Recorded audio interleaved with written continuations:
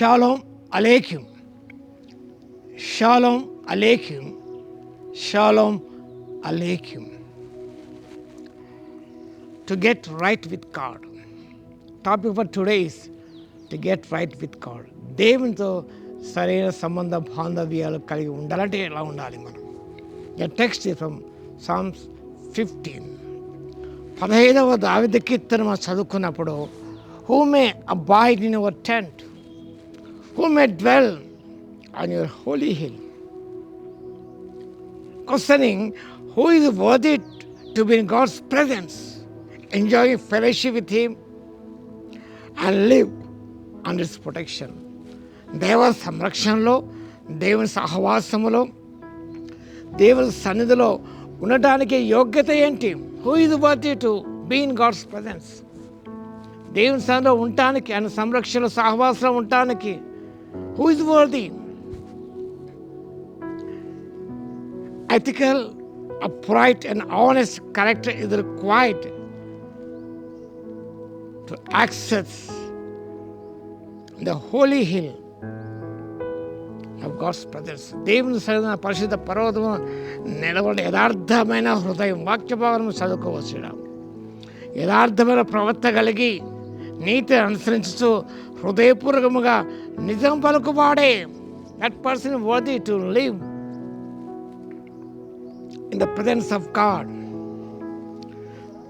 The question of access, this verse asks about eligibility for intimate, permanent communion with God, comparing it to be a guest in His house. ఒక అతిథి వలె కాకుండా శాశ్వతంగా ఆయన సన్నిధిలో ఉండాలంటే, ఆయనతో సన్నిధిలో సంబంధం కలిగి ఉండాలంటే ఎలిజిబిలిటీ అర్హత, యోగ్యత గురించి చక్కగా కీర్తనకారుడు ప్రస్తావిస్తున్నాడు. అవన్నీ చదువుకోవచ్చు మీరు. 2వ వచనం నుండి చివరకున్న వాక్యభాగంలో ఆ యోగ్యతలు మనకు కనిపిస్తాయి. 15:2-5 outlines the characteristics of such person: integrity, honesty, kindness. ఇవన్నీ కలిగి ఉన్నవాడే దేవుని చెంత నివసించడానికి, ఆయన పరిశుద్ధ పర్వతం నివసించడానికి యోగ్యత కలిగిన వాడు. టెంట్ గురించి రాయబడింది. God's protection and presence, holy hill, a close fellowship with him. ఆయన యొక్క ప్రొటెక్షన్,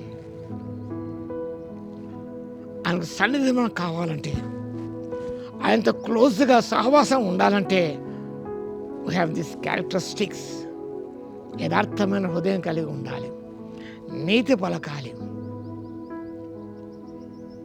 కొండములాడకుండా ఉండాలి, పొరుగు వాళ్ళ నింద మోపకుండా ఉండాలి, నష్టం కలిగిన మాట తప్పని వాడే ఉండాలి, ద్రవ్యమును వడ్డీకి ఇయ్యని వాడుగా ఉండాలి, లంచము పుచ్చుకొని వాడే ఉండాలి. ఇలాంటి సుగుణాలు కలిగి జీవించినప్పుడే we can have intimate and close relation with God, and you can enjoy the presence of God by having these spiritual qualities. ఈ మనలో ఉన్నాయా లేవా?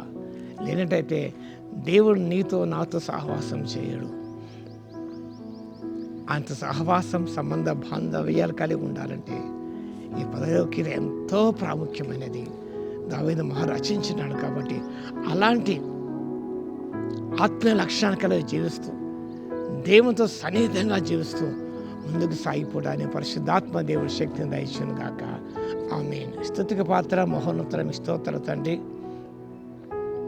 మీతో సరైన సంబంధాలు కలిగి ఉండాలంటే ప్రభువా, ఎలాంటి లక్షణాలు కలిగి ఉండాలో ఆత్మీయ లక్షణాలు ప్రభువా మీ వాక్యం సెలవిచ్చారు తండ్రి. మీకు స్తోత్రాలు. అలాంటి దైవికమైన ఆత్మీయ లక్షణాలు కలిగి మీతో సన్నిహిత సంబంధం కలిగి జీవిస్తూ మీ సన్నిధిని అనుభవించి ఆ కృప మాకు ఇవ్వగలందుకు మీకే స్తుతి స్తోత్రాలు చెల్లించుకుంటూ యేసుక్రీస్తు పరిశుద్ధ నామములో ప్రార్థించి వేడుకొస్తున్నాము తండ్రి. ఆమేన్. మన తండ్రి అయిన దేవుని యొక్క ప్రేమయు మన ప్రభువును రక్షకుడైన యేసుక్రీస్తు యొక్క కృపయు పరిశుద్ధాత్మని అన్యోన్య సహవాసము మనందరికీ సదాకాలము తోడే ఉండును గాక. ఆమేన్.